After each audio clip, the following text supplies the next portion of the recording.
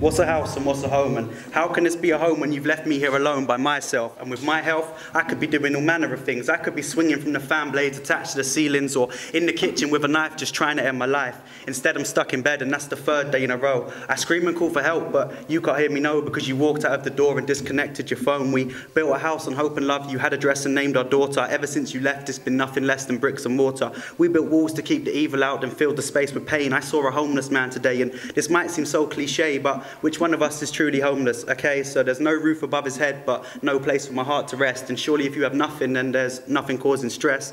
But I could see you when I looked at him, side of the road, shaking his tin, begging for change. You wouldn't know what to do with it if you got it, probably drinks or drugs, whatever you could find to erase thoughts of us. Those thoughts are now just ghosts in a house we called a home, because you made two of us homeless when you left me here alone. Hi, I'm Thomas Wolfe, and this show's called Beaming Home. I took my brain out of my head, I let my mind wander free. It turned around, took a look back and run the fuck away from me screaming. Somebody get me away from this idiotic, moronic, self-righteous, self-confessed prophet, programmed never to try before he knocks it. I'm a little too obnoxious and I need a new abode. Need to find a new place where I can finally make a home. Need to find a clean slate, need to find a clean soul, because there's no way you're putting me back in that black hole. Well, I let him take his time. I let him search for someone better. Then I found out his address and I sent to him this letter. Since you left me, things are easy. I'm no longer losing sleep with thoughts of pain and agony, and that's a positive, you see. Yeah, you're right, the whole is black, but my heart is beating red, and I'm a more colourful person without you in my head. All I seem to have now is love and maybe a rational hope. I thought that without you, there'd be no way that I can cope, but now I'm free to live this life that I so much adore. So, my friend, fuck you. P.S. I don't need you anymore.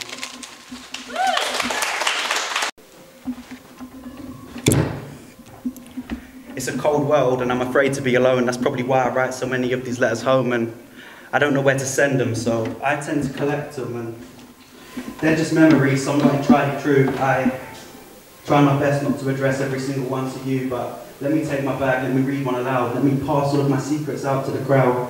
One envelope per person just to learn about me, to help you perceive the person and the world I see. I believe they're written on bullets because alone one could damage you, but if you collect them all together then it'd be a damn massacre. I think home sort of comes from the people we surround ourselves with and how we communicate with each other. And when I was first in Brighton, I would go back to London and I'd talk to my parents and I'd talk to my family and I'd say things like, I'm visiting for a couple of days, and then I was going home.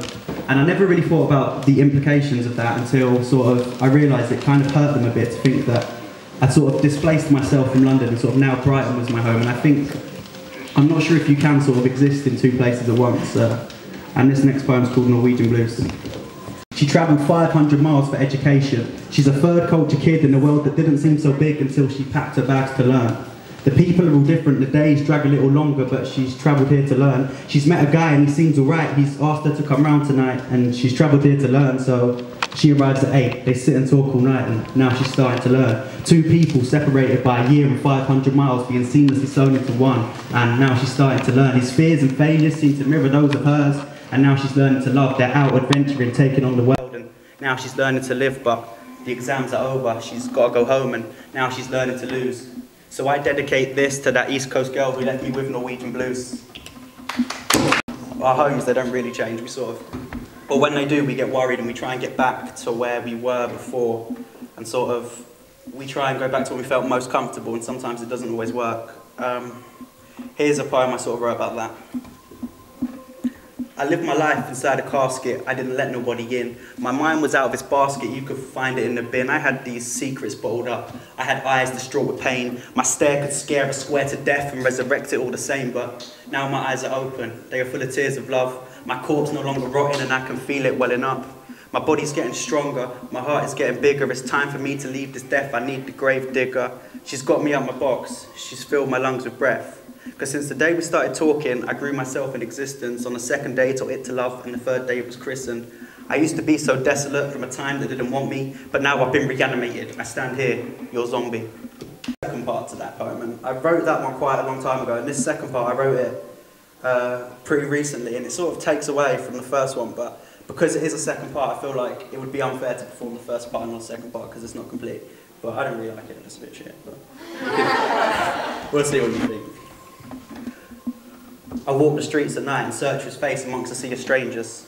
He exists not knowing, unaware he's the man to win the lottery of your heart. The man who gets to hold your hand as you stroll the beaches of discovery. He gets to kiss your face as you look upon the future. The house, the heart, the home. The man who gets to live out my dreams. The luckiest man alive who is not yet living. I know that I will never find him, but I hope one day you might. When we grow up, and stories play like a big part in sort of who we are, and sort of storytelling is a big part of sort of art and how we are in society, and every house has a story, and I want to create sort of story atmosphere here now. So I don't know, if you've got the room, can everyone sit down? Can I get people to sit down?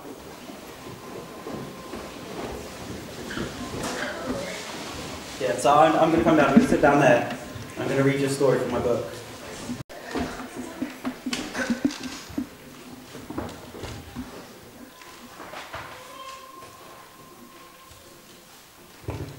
My types of people are awake before the sun. They wash down 2 pills daily with a mouthful of coke. They flick endlessly through television channels hoping to find a show that takes them back to a happier time. My type of people wander back and forth from the sofa to the kitchen knowing they can't eat but checking everything remains the same.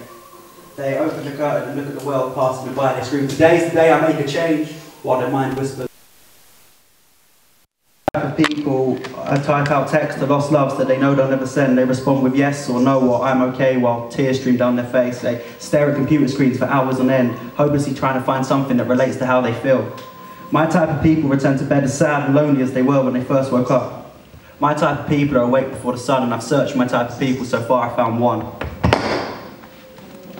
Your type of people fall asleep watching the sun rise. They wake up with banging heads and weary eyes and smile in the mirror as they put on their disguise. They walk downstairs to the smell of coffee but will only taste regret. Your type of people walk the streets with friends looking for something to do. They are selfish and disloyal as they search endlessly for bodies to use for their own pleasure. They surround themselves with jokes and laughter, hoping that if they fake a smile long enough, maybe it will become genuine. Your type of people take 100 of snapshots of life a day, hoping one will turn out beautiful. They fill their minds with false notions of reality while poisoning their bodies with alcohol. They tell themselves that how they look on the outside is what they really are, because shallowness is happiness. Your type of people abandon my type of people because selfishness is better than pity. They return to bed in a stranger's arms, hoping they will not wake up lonely. Your type of people fall asleep watching the sun rise. It's millions of people just dead behind the eyes.